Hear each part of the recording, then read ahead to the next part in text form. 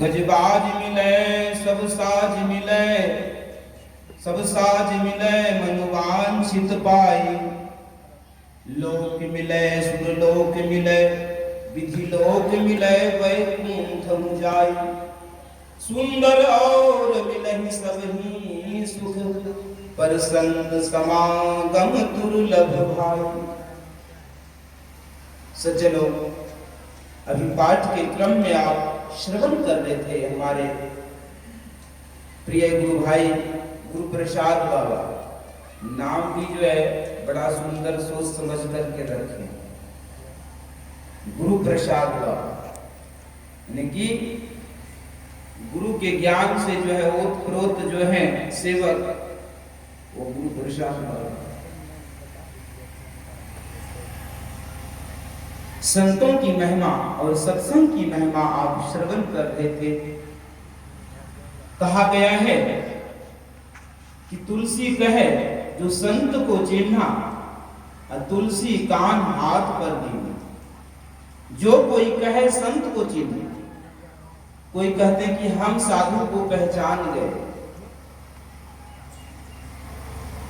तो कहते कि वो नहीं पहचाना।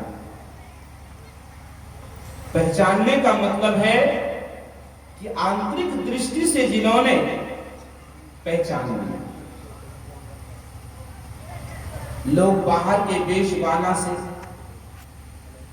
कह देते हैं कि साधु को पहचान लिया। साधु की महिमा हम क्या कह सकते हैं क्षुद्र जीवा वाले। विधि हरि हर कवि को विद्वानी, कहत साधु महिमा सब जानी। विधि जो सृष्टिकर्ता ब्रह्मा जी हैं, वो भी साधु के महिमा को नहीं कह पाए। हरि भगवान विष्णु जो पालन करता है, वो भी संतों की महिमा को नहीं कह पाए। कवि एक से एक जो कवि जिसका नाम इतिहास के पन्ने पर, वो कवि भी संतों की महिमा को कहने में नहीं कह पाए। विधि हरिहर कवि कोविद वाणी, ब्रह्मा विष्णु महेश जो संहार करता भगवान शिव हैं, वो भी संतों की महिमा को नहीं कह पाए। कवि पंडित जो कहते हैं अपने आप को कि मैं सर्वशास्त्र ज्ञाता, सब कुछ जानता हूं, वो भी पंडित नहीं कह पाए संतों की महिमा। कवि पंडित सरस्वती जो कि विद्या का खजाना, जिसके अंदर में समुद्र यानी कि विद्या स्वरूपा मां सरस्वती शारदे, वो भी संतों की महिमा को नहीं कह पाए। तो हम आप क्षुद्र जीवा क्या कह पाएंगे। लिखा दादू संतन की गति कोई जाने ना कोई। संतन की गति इतनी छिपी हुई है, वो परमात्मा भगवान भी नहीं कह पाए। तो सज्जनों, संत होते कैसे हैं? भगवान श्री कृष्ण और अर्जुन दोनों का संवाद। भगवान को अर्जुन पूछ रहे हैं, केशव वो संत होते कैसे हैं? संत कैसे चलते हैं? संत कैसे बोलते हैं? संतों का चाल चलन कैसा होता है? क्या पहचान है उसका?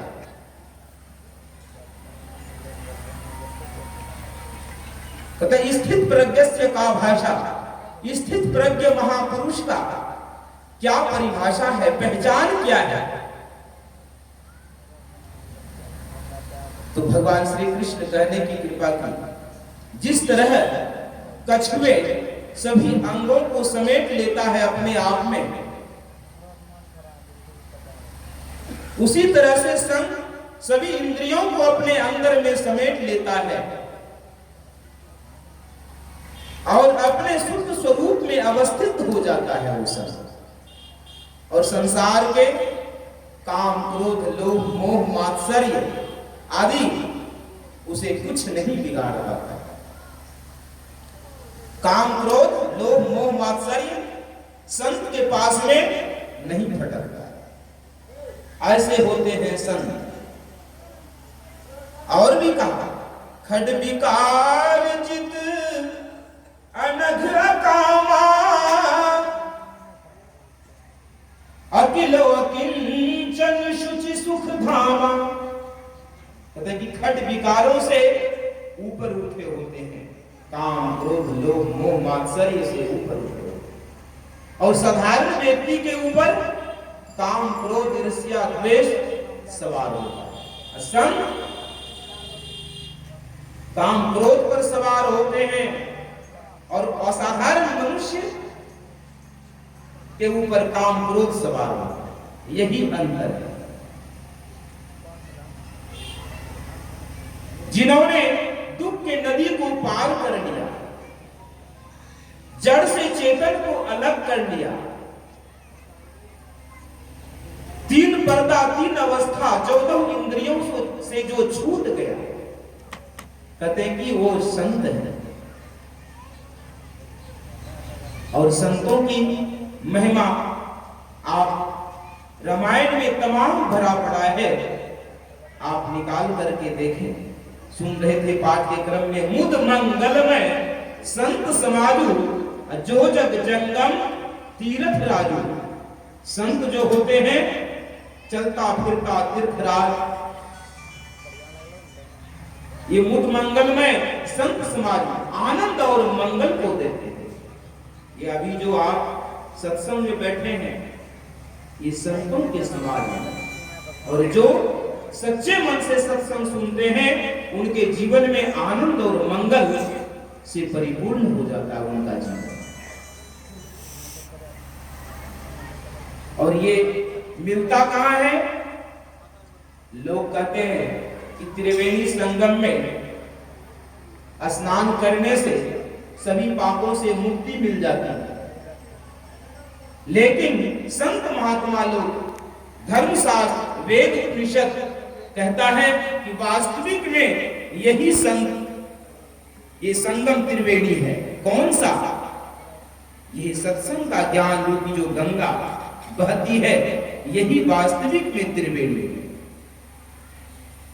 वहां पर जाने से आप सुने होंगे कि एक बार जो है कुंभ मेला में भगदड़ मच गया, उसमें कितने का जो है जान चला गया।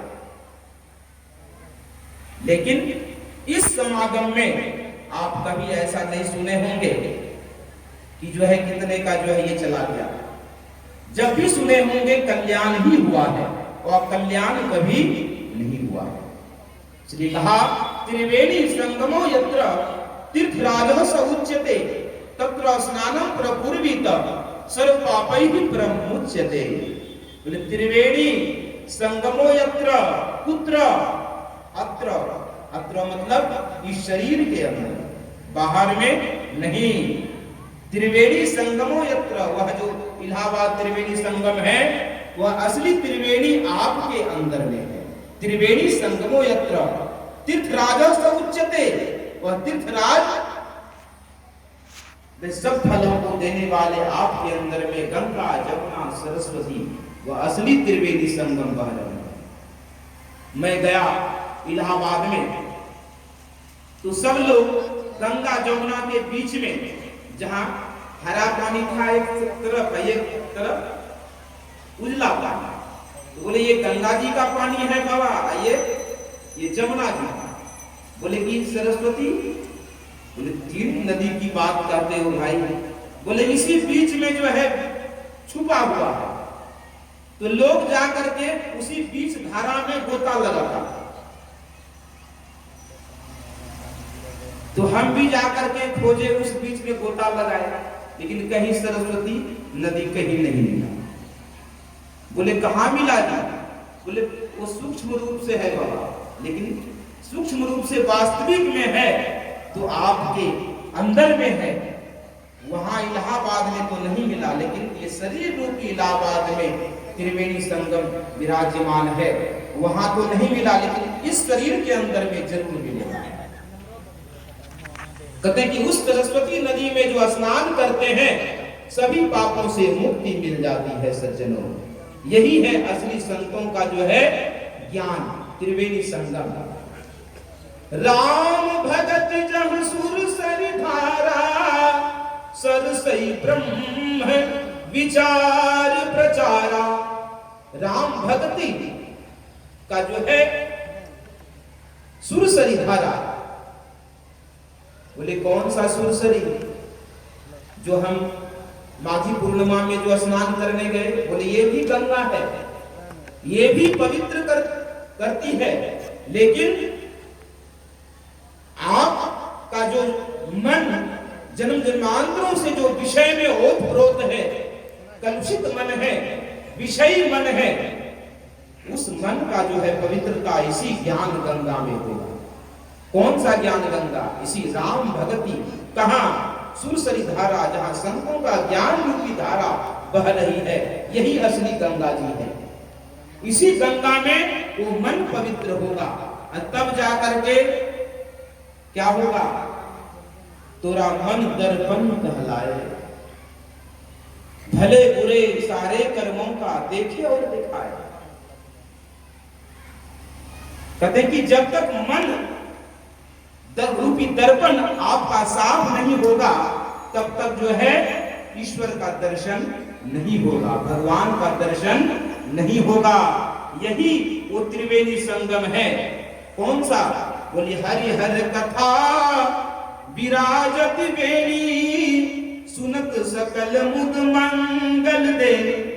हरि मतलब भगवान विष्णु, हरि हर मतलब महादेव जी।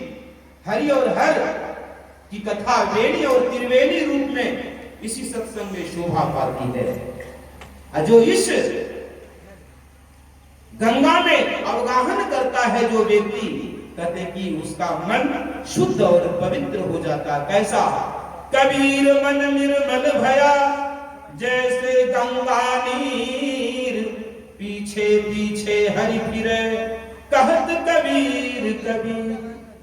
कबीर मन निर्मल भया, यानी कि इतना निर्मल मन हो जाएगा तो निर्मल जन सोई जन मोहि भावा, मोहि छल छिद्र कपट नहीं भावा।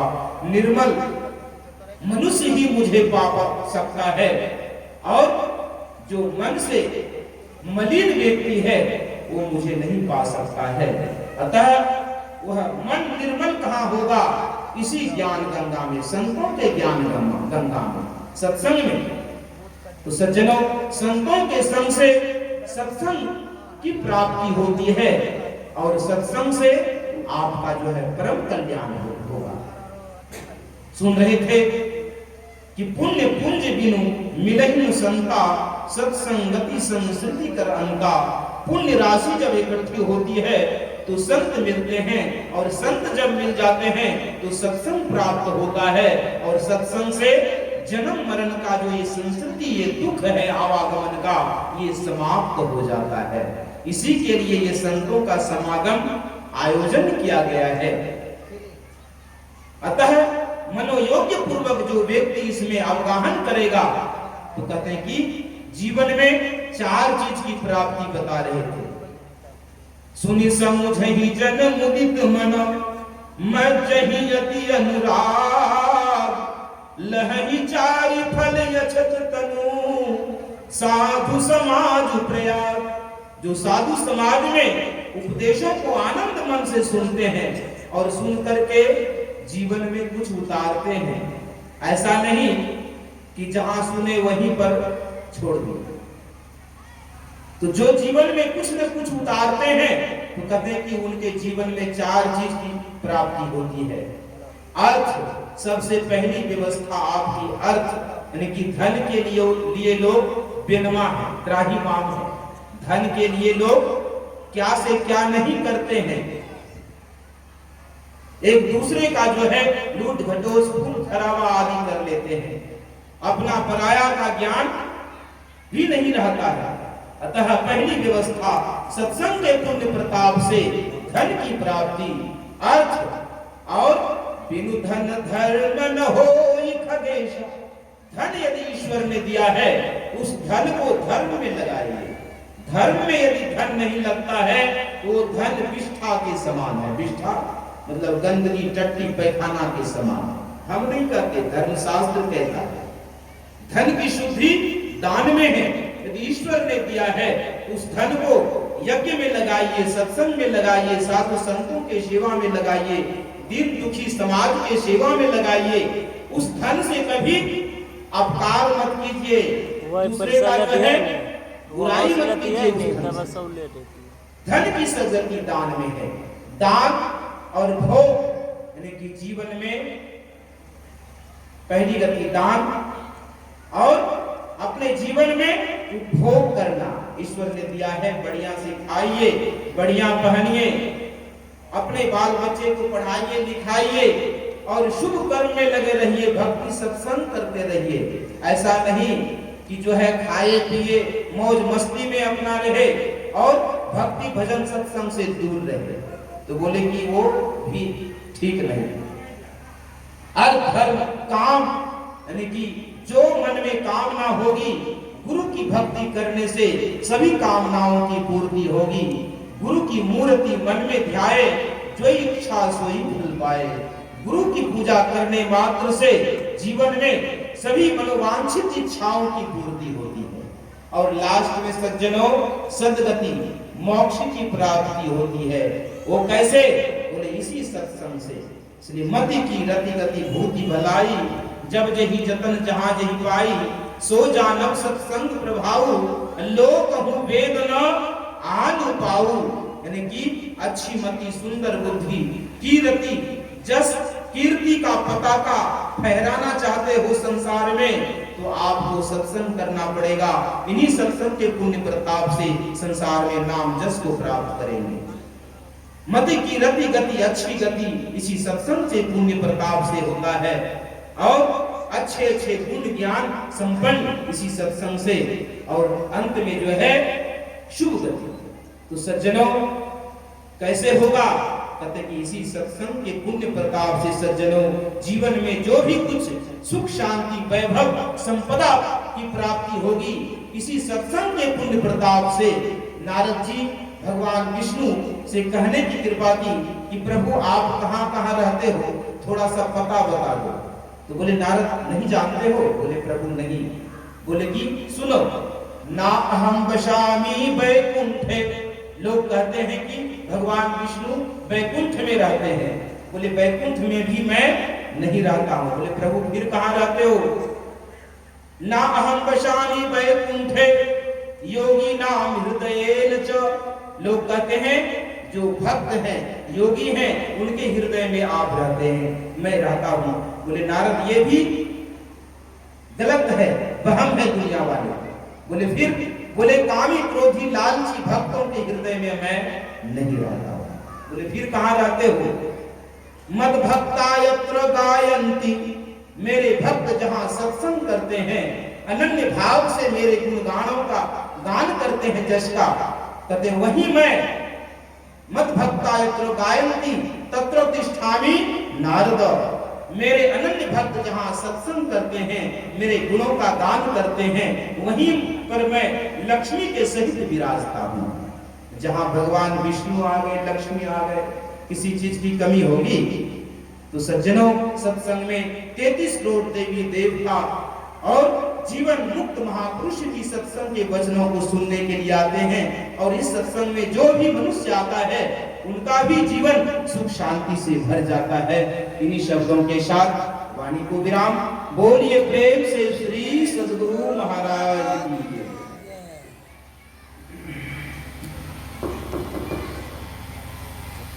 बोलिए श्री सद्गुरु महाराज की जय। धन्य धन्य सद्गुरु सुख दो, महिमा कहे न जाओ। जो कुछ कहूँ तुम्हारी कृपा, मोटे